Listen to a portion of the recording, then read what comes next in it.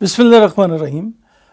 नाज़रीन, डॉक्टर नासिर अपने programme front line के साथ। नाज़रीन, बहुत से मौज़ूआत हैं। केयर टेकर सेटअप पंजाब में आएगा तो उसको हेड कौन करेगा, मुस्लिम लीग नून के अंदर क्या मसाइल हैं, इमरान खान के पास क्या ऑप्शन हैं, और लास्टली एस्टेब्लिशमेंट इस सारी सूरत हाल को कैसे देख रही है। मगर एक इससे पहले छोटी सी बात कासिम अली शाह के बारे में कि कासिम अली शाह ख़ुद को टीचर कहते हैं। तो सबसे पहली बात तो ये है कि वो एक शेर है कि जिसको हो अपनी इज़्ज़त अज़ीज़ उसकी गली में जाए क्यों। जहाँ अज़ीज़ है लेकिन मैंने इसे इज़्ज़त अज़ीज़ कर दिया। कासिम अली शाह अच्छे खासे लोगों को बताते थे कि ज़िंदगी कैसे गुजारनी है। ना जाने उनके कान में किसी ने क्या फूंका कि वो कॉरिडोर्स ऑफ पावर में जा घुसे, शहबाज शरीफ को मिले, इमरान खान को मिले और गालिबन परवेज़ लाई को भी मिले। मुझे एक साहब ने फ़ोन किया कि जी कासिम अली शाह साहब शहबाज शरीफ से टाइम मांग रहे हैं, तो ये कैसे आदमी हैं। मैंने कहा भले आदमी हैं भाई, लोगों को सुख की नींद सोना सिखाते हैं, लोगों को गैर मादी अफकार का दर्स देते हैं। दुरुस्त है कि कासिम अली शाह साहब मुख्तलिफ़ सरकारी इदारों में भी लेक्चर देते हैं, हाई अप्स को भी लेक्चर देते हैं, ताकतवर लोगों को भी लेक्चर देते हैं, मगर उन्हें किसी ने गलत ट्रैक पर डाल दिया।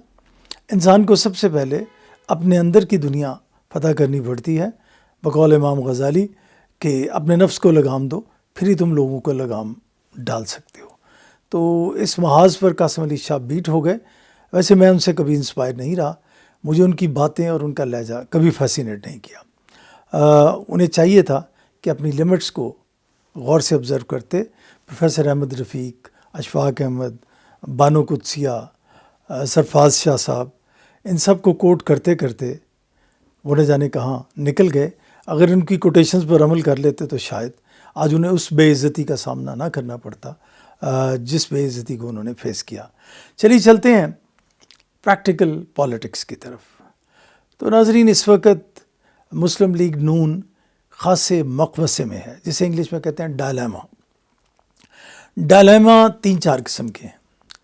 पहला डायलेमा तो ये है कि they are in the government और वो ऐसी पॉलिसीज़ लाने पर मजबूर हैं जिसकी वजह से महंगाई का तूफ़ान आया भी है और आएगा भी। अब जब आवाम ये सब देखते हैं तो गाली तो उसे पड़ती है जो हुकूमत में होता है। तुम्हें किसने कहा था कि तुम मज़े लो इक़्तिदार के, आप इलेक्शन करवा देते। लेकिन उस वक़्त इत्तेहादियों ने दबाव डाला, इन्होंने हुकूमत में रहने का फ़ैसला कर लिया। अब सूरत हाल ये है कि मुस्लिम लीग नून मुसलसल इलेक्शन से भाग रही है, चाहे वो इस्लामाबाद का बल्दियाती इलेक्शन हो या कोई पंजाब का ज़िमनी इलेक्शन हो या टोटल पंजाब का इलेक्शन हो। इमरान ने एक अच्छी मूव चली है। कुछ पंडित इसे इमरान के ख़िलाफ़ बयान कर रहे हैं कि इमरान के हाथ से KPK और पंजाब निकल गया है, लेकिन मेरा ख्याल है कि उसने एक दफ़ा, पंजाबी में कहते हैं, मुस्लिम लीग नून को पढ़ने डाल दिया।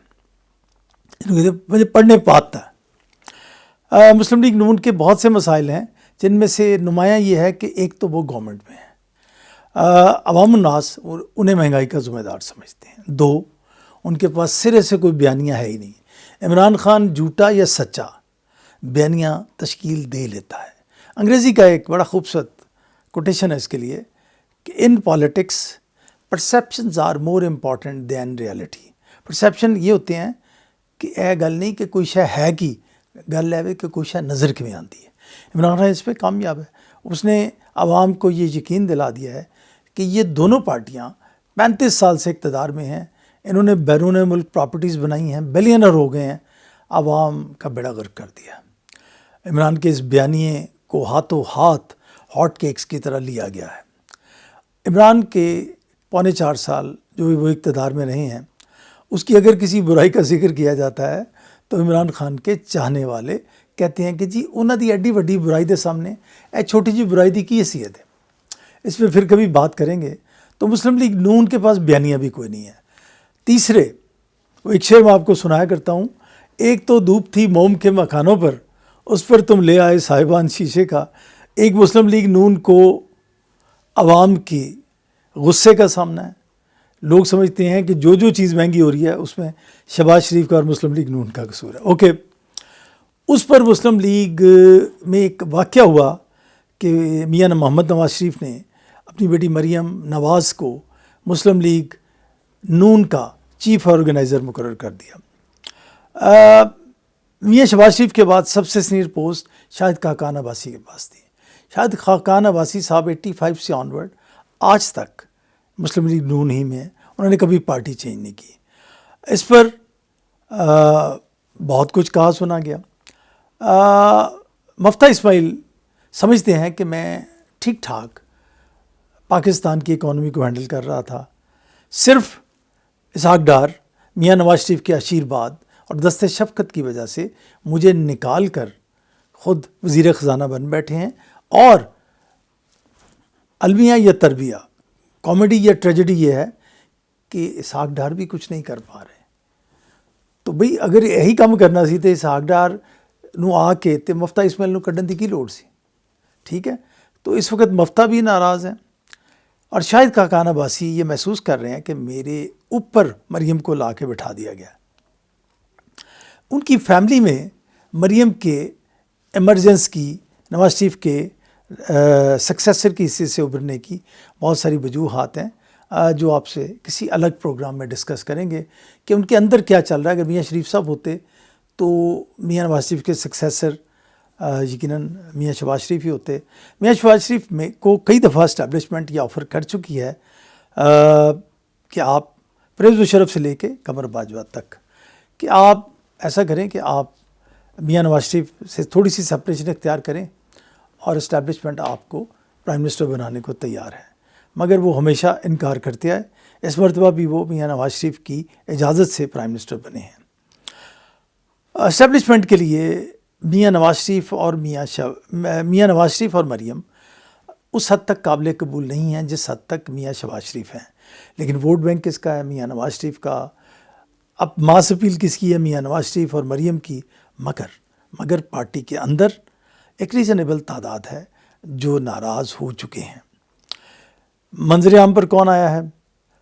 خواجہ سعد رفیق، مفتاح اسماعیل، شاہد خاقان عباسی، مگر اور بہت سارے لوگ ہیں جو پیچھے کیوں میں پس پردہ اپنی ناراضگیوں کا اظہار کر رہے ہیں. ان میں ایاز صادق بھی ہیں، اگرچہ ان کا بیان آ گیا ہے کہ مریم کی اپوائنٹمنٹ ہمارے سر آنکھوں پر. یہ کہنے کی ضرورت تبھی محسوس ہوئی جب ان کے متعلق کہیں بات ہوئی. تو ناظرین، مسلم لیگ نون کے پاس بیانیہ بھی نہیں ہے، وہ حکومت میں بھی ہے. مہنگائی کا ذمہ دار عوام اسے سمجھتے ہیں اور اس کے اندر بھی رفٹ پڑ چکا ہے. حمزہ شہباز کو کہا گیا ہے کہ آپ سیاست میں ایکٹیو پارٹیسپیشن سے گریز کریں، اور اسی لیے مریم کو چیف آرگنائزر بنایا گیا ہے. مریم کی اسٹریٹجی کیا ہے کہ she will come to the Pakistan, particularly in Punjab and generally in Pakistan. She will fight the case of PMLN to collect vote in futuristic elections which are going to happen in Punjab. اب پنجاب میں depend کرے گا کہ کون C M آتا ہے. پھر پنجاب میں یہ بھی ڈپینڈ کرے گا کہ اسٹیبلشمنٹ کا ٹلٹ کس طرف ہوتا ہے. بات اسٹیبلشمنٹ کی ہوئی تو آپ کو میں بتا دوں کہ اسٹیبلشمنٹ پاکستان میں کبھی اے پولیٹیکل نہیں ہو سکتی. اس کی وجہ کہ اسٹیبلشمنٹ کے سٹیکس پاکستان میں سب سے ہائی ہیں. پولیٹیشنز کے اتنے ہائی سٹیکس نہیں ہیں. یقین کریں عوام کے بھی اتنے سٹیکس ہائی نہیں ہیں اتنے ہائی سٹیکس اسٹیبلشمنٹ کے ہیں پاکستان میں. جن مین فیکٹرز کی وجہ سے ان میں ایک سب سے بڑا مسئلہ پولیٹیکل انسٹیبلٹی بھی ہے. اسٹیبلشمنٹ پولیٹیکل انسٹیبلٹی کی ذمہ دار عمران خان اور پی ٹی آئی کو سمجھتی ہے. میں پھر کہہ رہا ہوں، اسٹیبلشمنٹ پاکستان میں پولیٹیکل انسٹیبلٹی کی ذمہ دار پی ٹی آئی کو سمجھتی ہے. Social media trolling Imran Khan کو سمجھتی ہے، کیونکہ عمران خان اسٹیبلشمنٹ کو بار بار للکارتے ہیں، اس سے ہٹ کرتے ہیں، اور پھر دوسرے سانس میں کہتے ہیں کہ آؤ میرے ساتھ بیٹھو، ان چور ڈاکوؤں کو ہٹائیں. یہ پالیٹکس ہے. سو کالڈ جمہوریت بھی ہے، یہ کوئی صلاح الدین ایوبی کا کروسیڈ تو نہیں ہے. تو عمران نے اسے کروسیڈ کی شکل دے دی ہے جس پہ اسٹیبلشمنٹ بھی خوش نہیں ہے, گلوبل اسٹیبلشمنٹ بھی خوش نہیں ہے, اور اس کی مخالف جماعتیں, انہوں نے تو خدا کا شکر ادا کیا ہوا ہے کہ اسٹیبلشمنٹ عمران سے ناراض ہے, ورنہ اگر اسٹیبلشمنٹ بھی عمران کے ساتھ مل جائے تو میرا خیال ہے مجھے نتیجہ بتانے کی ضرورت نہیں ہے. تو اسٹیبلشمنٹ کے پاس کیا آپشنز ہیں؟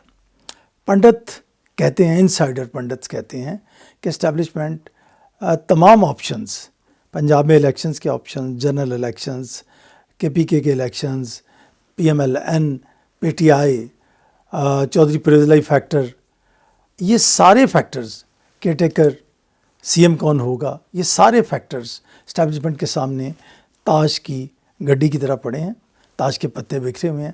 اسٹیبلشمنٹ کو دور دور تک پاکستان میں پولیٹیکل اسٹیبلٹی نہیں نظر آ رہی, اور پولیٹیکل اسٹیبلٹی نہیں ہوگی تو اکنامک اسٹیبلٹی کا سوال ہی پیدا نہیں ہوتا. جب میں یہ ویلاگ ریکارڈ کروا رہا ہوں تو بزنس مینوں کا ایک وفد چیخ پکار کر رہا ہے کراچی کے, اور وہ پاکستان میں ڈیسیژن میکنگ میں اسٹیبلشمنٹ کو انفلوئنس کرتے ہیں, کہ اسٹاک مارکیٹ کو بھی وہ دیکھتے ہیں اور دیگر معاملات کو بھی جن کا میں ذکر نہیں کرنا چاہتا. وہ چیخ پکار کر رہے ہیں. ہم نقشے بنا رہے ہیں کہ ٹیکر CM کے, پنجاب میں الیکشن ہوگا تو کیا ہوگا, سینٹر میں الیکشن ہوگا تو کیا ہوگا, سینٹر میں الیکشن کب ہوگا, عمران جیتے گا یا نون جیتے گی. ایک اور فیکٹر بھی ہے جسے یاد رکھیے گا کہ اسٹیبلشمنٹ اس ذیلی جمہوریت کو پیک بھی کر سکتی ہے, اور ایک ایسا سیٹ اپ لا سکتی ہے جو پولیٹیکل ہو, جو رک کر پاکستان کو پہلے سیدھا کرے, پاکستان کے اکنامک اور پولیٹیکل ڈینٹ نکالے, چیزوں کو آرگنائز کرے, ری ارینج کرے, اور پھر اگر اس کا دل چاہے تو جمہوریت کو دوبارہ لانے کی زحمت گوارا کرے. ورنہ اس ذیلی جمہوریت نے پاکستان کو کچھ نہیں دیا. ناظرین, ناصر خان کو اجازت دیجیے ایک بات جانے سے پہلے کہ وہ سب لوگ جو آپ پہ ڈیپینڈنٹ ہیں, چاہے وہ آپ کے ملازم ہیں, چاہے آپ کے رشتہ دار ہیں, یا آپ کے ارد گرد کے لوگ ہیں, ان کی آپ مدد کر سکتے ہیں. تو جو کچھ آپ کے پاس ہے اس میں ان کا حصہ ضرور ڈالیے.